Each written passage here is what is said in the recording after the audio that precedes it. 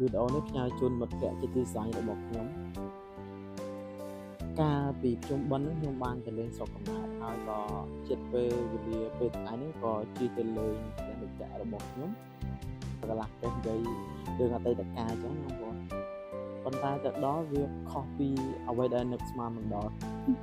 យើងខំប្រឹងញញឹមដាក់គេខំជិះពីផ្ទះខ្ញុំទៅដល់ផ្ទះវិញ10គីឡូតែទៅដល់គេអត់មើលមុខមានលុយទៅទិញខ្សែកមាសទិញខ្សែដៃមាសអីចឹងមាសអូអញ្ចឹងគ្រប់យ៉ាងគឺមកពីមាស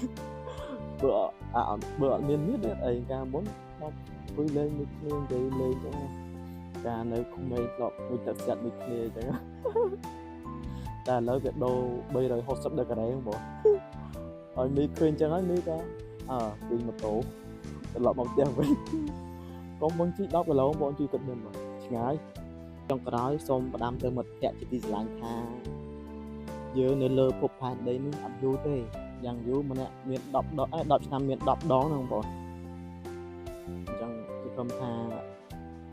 វីដេអូនេះដាស់តឿនសតិមិត្តភក្តិរបស់ខ្ញុំឲ្យមកដូចដើមវិញផងអរគុណច្រើនបងប្អូនជំរាបលា